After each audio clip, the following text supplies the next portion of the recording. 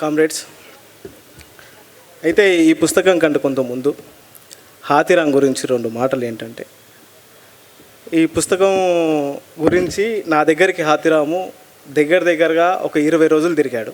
నా ఒక్క దగ్గరికి కాదు, శేషు దగ్గరికి కావచ్చు, సూఫీ దగ్గరికి కావచ్చు, ఎన్నిసార్లు తిరుగుతాడో తెలియదు కానీ మొత్తానికి కాలినడకతోనే తిరుగుతాడు. ఒక్కసారి కూడా బస్ ఎక్కాడు. ఫోన్ చేసి వెళ్ళావా అని అడిగితే నేను చంద్రాయంగుట్ట దగ్గర ఉన్నా, లేకపోతే టీకేఆర్ కాలేజ్ దగ్గర ఉన్నా, ఎందుకు నడుచుకుంటూ పోతూ ఉంటాడు. తీరా వచ్చి ఇంట్లో కూర్చున్నప్పుడు కూడా చాలాసార్లు ఆపా, నువ్వేం పోకు తినేసేయి, తిన్న తర్వాత నువ్వు ఇన్నే పడుకో పోకు అని చెప్పేసి కూడా చాలాసార్లు ఆపిన రోజులు ఉన్నాయి. అయితే ఆయన కూర్చున్నా మాట్లాడినా కానీ ఆ కవిత్వం గురించే మాట్లాడతాడు. రెండో విషయం, మాట్లాడుతూ కవిత్వం చెప్తుంటాడు. నేను చాలాసార్లు మా ఫ్రెండ్స్ అందరం కలిసి చాలాసార్లు తిట్టాము. ఏమని తిట్టామంటే, కవిత్వం ఏమైనా పిచ్చి పట్టిందా నీకు, అంతగానో కవిత్వం మాట్లాడుతున్నావు అంటే వేరే విషయం మాట్లాడాడు, ఇంకా ఆ కవిత్వమే మాట్లాడుతూ ఉంటాడు. ఆ మాటల్లో కూడా కవిత్వం వస్తూ ఉంటుంది అట్లా. అయితే ఈ నీలం రంగు నది ఈ పుస్తకంలోకి వచ్చేస్తే, హాతిరాం కలలు కంటూ ఉంటాడు.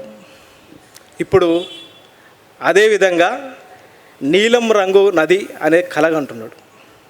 ఈ కళ ఎలాంటిదంటే,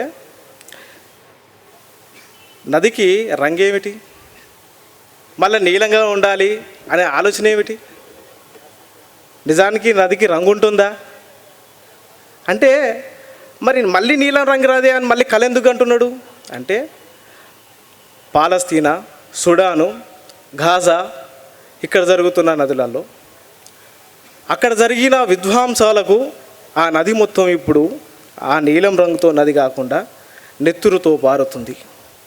అక్కడ గాయాలు, మనుషులు, ప్రేమలు అవన్నీ కూడా ఆ నదిలో చాలా లోతుగా ఇంకిపోయాయి, మునిగిపోయాయి. నిర్జీవం లేని మనుషులు మాత్రమే ఆ నదిలో పారుతూ వస్తున్నారు. ఇక్కడ హాతిరాం నీలం రంగు నది అని మళ్ళెందుకు కలగంటున్నాడంటే, ఏ విధ్వంసం లేకుండా చాలా యథావిధిగా ప్రవాహం జరుగుతూ శాంతంగా ఉండాలని చెప్పేసి ఆ నది కలలు కంటున్నాడు. అంటే ఏ యుద్ధాలు ఉండొద్దు, ఏ విధ్వంసాలు జరగొద్దు, గాజాలో జరిగే చిన్నపిల్లల పైన ఇవన్నీ జరగొద్దు, ఛత్తీస్గఢ్లో జరిగే ఆదివాసుల కోసం కలలు కంటుంటూ ఉంటాడు. ఆదివాసి అంటే హాతిరాం కలలు అనేది ఇక్కడ నదుల గురించే కాదు, ఆదివాసుల గురించి, అడవుల గురించి, ఆ అడవులను కాపాడుకునే వాళ్ళ గురించి, వాళ్ళ వెనకాలన్న వాళ్ళ గురించి కూడా అతను కలగంటూనే ఉంటాడు. అట్లా చెప్తూ మళ్ళీ ఇంకో దగ్గర ఏమంటాడంటే, చాలా ప్రేమగా కూడా కలగంటాడు. ప్రేమగా ఏమంటాడంటే, ఇక్కడ ఏం జరిగింది, 2 దేశాలకు మధ్యలో పెద్ద గోడ, అక్కడ మసీదు, ఇక్కడ చర్చి అన్న దగ్గర ఆ పాలస్తీనాలకించి మొత్తం వలసెళ్ళిపోయినప్పుడు అక్కడ కలగంటాడు ఒక ప్రేమను. ఏమని కలగంటాడంటే, ఒక కవిత్వంలో అంటాడు,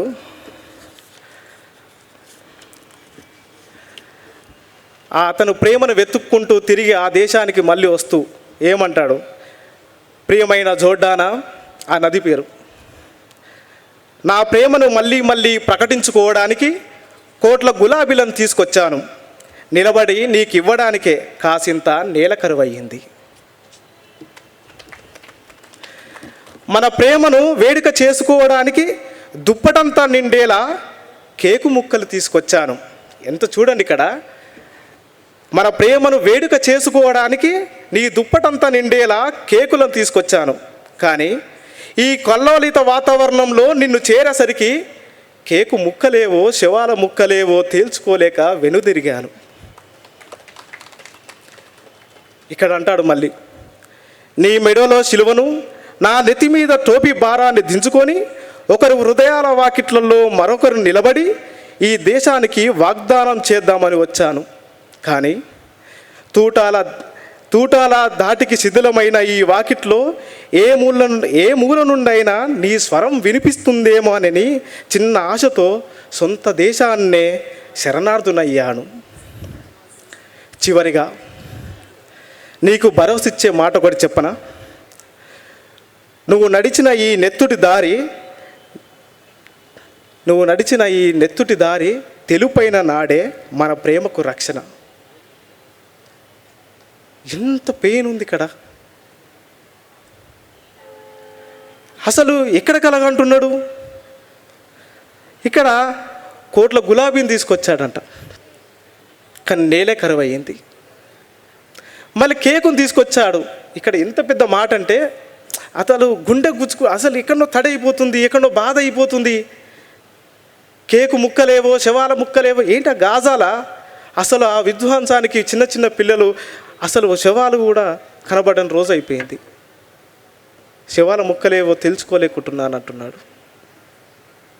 ఇక్కడ మరో కవిత్వంలో అంటాడు, అదే సందర్భాన్ని తీసుకొని, ఈ నేలపై గన్నులే కాదు బన్నులు కూడా పచ్చి నెత్తుటిని కక్కే బాలింతలే.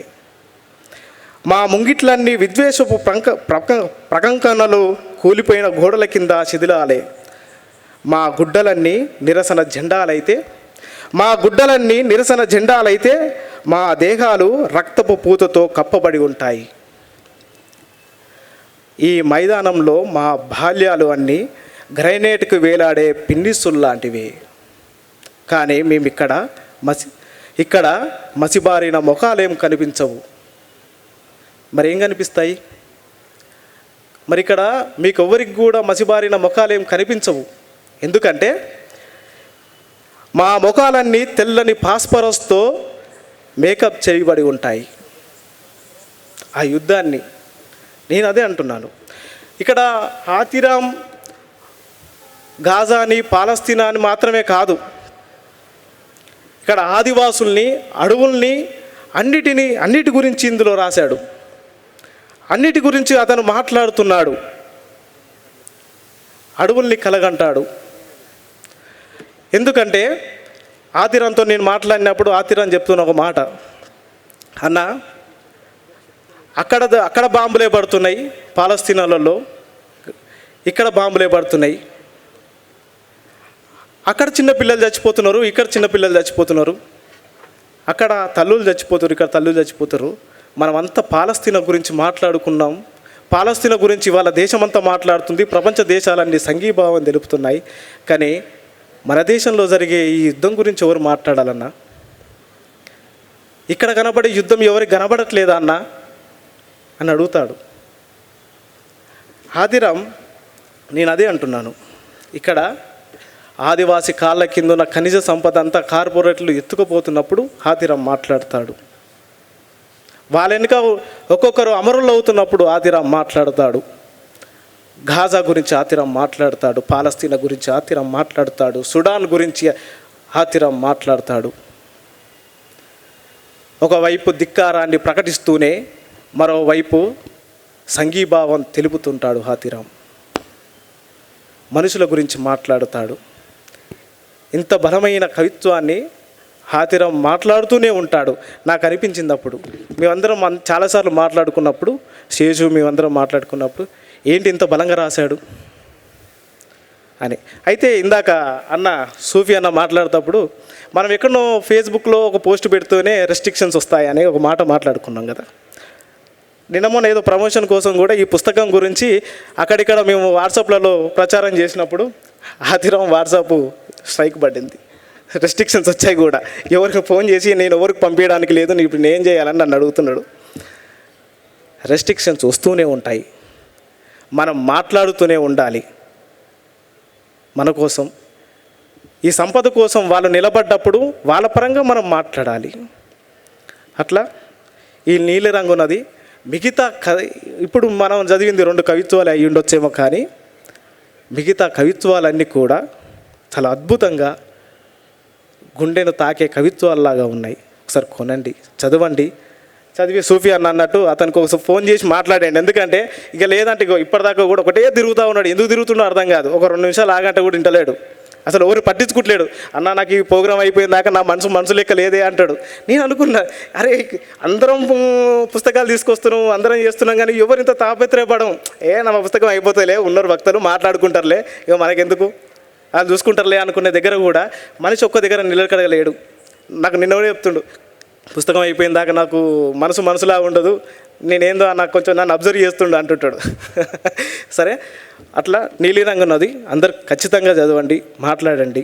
అతనికి ఫోన్ చేసి కొంచెం చెప్పండి అతనికి కూడా. Thank you.